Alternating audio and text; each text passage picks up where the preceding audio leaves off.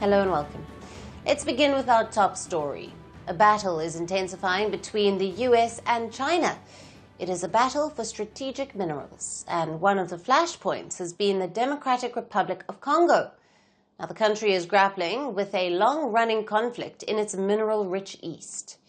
Kinshasa has turned to Washington to fight off the Rwanda-backed M23 rebels. US President Donald Trump brokered a peace deal between the DRC and Rwanda back in December.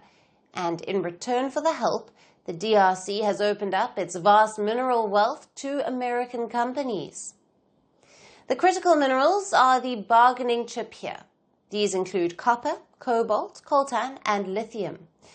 Now, President Felix Tshisekedi's government has been facing backlash for the mineral deal with the US.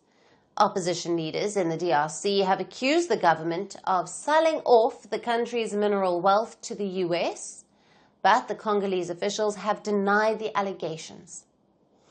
The Congolese people living in rebel-controlled territories have their own doubts. Now, they are not convinced that the US involvement would help restore peace and stability in the region. Some see the minerals deal as an attack on the DRC's sovereignty. And what has fueled this opposition is President Tshisekedi's recent trip to the US. Now, he attended a critical minerals forum held in Washington, D.C. last week. The meeting was a part of a larger US push to create a minerals trading bloc to counter Chinese dominance. US Secretary of State Marco Rubio referred to China's grip on critical minerals without naming it. It's heavily concentrated in the hands of one country.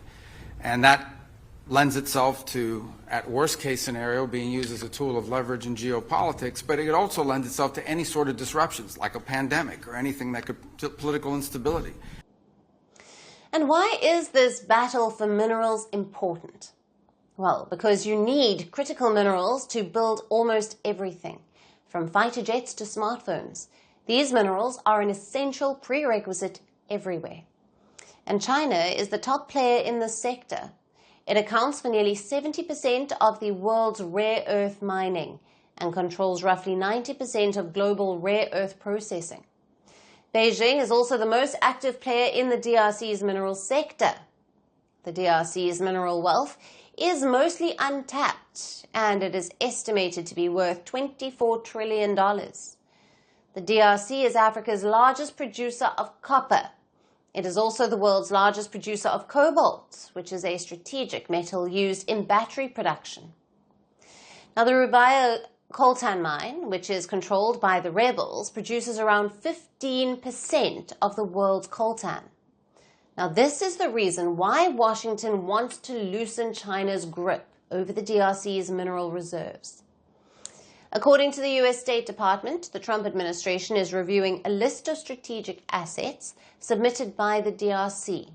Now, these will help in determining investment opportunities for American companies. Until now, American companies have avoided investing in the DRC due to insecurity and corruption. And China took advantage of their hesitation and stepped in to fill the void. But now Washington wants to counter Beijing's dominance in the region. The battle between the US and China over strategic minerals is intensifying on Congolese soil. The DRC says it has nothing to do with their rivalry and it is just playing its own game. But Kinshasa is clearly caught in the crosshairs of the growing competition between the two giants. Now, it remains to be seen how the US-China rivalry will further affect the conflict in the DRC's mineral-rich east. Power doesn't end quietly. Some deaths are not accidents. They are messages. A gunshot. A crowd. A country frozen. The killer disappears. The questions don't. This is not just about who died.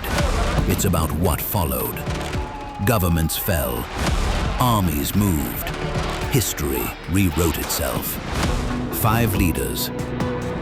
5 moments. One pattern. The assassination.